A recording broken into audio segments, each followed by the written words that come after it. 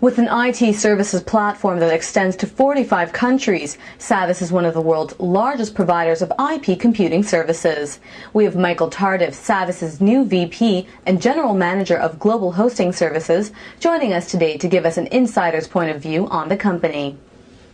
Hi, Michael. So glad you could join us today. So tell me, where does hosting fit in the scope of what SAVVIS does? Well, SAVVIS is we're a full-service hosting provider. So we do from co-location all the way to managed applications, right, to managed email.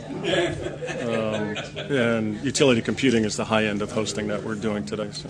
As the new VP, what are your short-term objectives? Well, obviously, it's based on my IT background. What we're trying to do is really productionize utility computing. Right? We're really trying to get the IT industry to, buy services through an SLA and not really care about the hardware and software that underline it and reduce the complexity for them. So, my initial involvement here is to, bring that background in and to, make all our products much more of a service with proper SLA and really upgrade the software to a portal where the end user can really manage our whole environment through a software portal.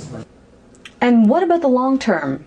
And long term is just continue to prophesize about utility computing. I'm absolutely a firm believer in it. I've looked at a lot of companies before settling at SAVVIS, and the real reason for coming to SAVVIS is really the utility computing is in our blood, right? I mean, everybody from the CEO on down believes that utility computing is the future, and buying IT services on demand is the key going forward. So it's to continue to evangelize that, drive out cost out of infrastructure, increase efficiency, and grow our software platform so that people can manage their environment through a portal.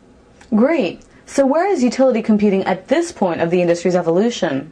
Well, a very good question. I think we're the leaders in utility computing, but I think we're about 40% there. So I think utility computing, we need much more help from the software providers, we need much more help from the hardware providers, and we also need much more help from IT in general that starts to let go of some of their servers and their storage and their data centers, right? So I think, we're about 40% there. I think the industry or competitors are maybe, 5 or 10% there. So I think we're leaders in utility computing, but it's a long way to go. It's definitely an evolution. Nobody's going to give up their data center Friday and then do utility computing Monday. Most people are going to evolve. Their new application will end up on utility computing, and their old proprietary apps will stay where they are. And when those become, too old and it's time to reinvent yourself, they'll move to a utility computing platform. Mm-hmm. And what's driven its acceleration at this point? Well, the acceleration is growing, but it's at a nice steady pace, right? We don't see a hockey stick in utility computing where people are just going to jump on the bandwagon. But what's driven it is the high complexity and the high expense of CapEx, right? So people have to, for every application, have to buy their server, they have to buy their storage, they have to buy their networks, then they have to buy software, then they have to integrate it. And this is the exact same thing IT has been doing for 40 years, right? So I think what's finally happened in the past 5 years is IT realized that just being a cost center isn't the right move. They have to become a value center.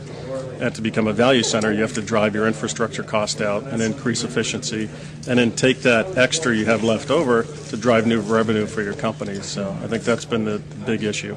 People want, to run their business more the way the CEO wants to run it, and less worry about what IT infrastructure is.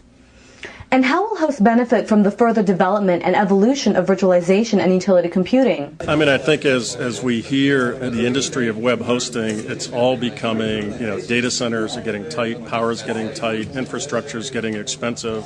And with utility computing, you can put many more resources in a smaller package, right? And if you can get back to the mainframe days of shared resources, that's really what's happening today. And thanks to Intel and AMD and the chip folks making a lot more horsepower, what we're able to do is virtualize that infrastructure, and then you can grow your web services much more quickly, more on demand, and through accessing software in a portal.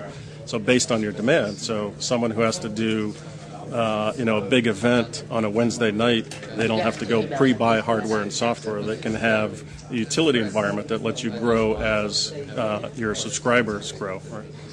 Excellent. Thanks for your time, Michael. It was great getting to chat with you.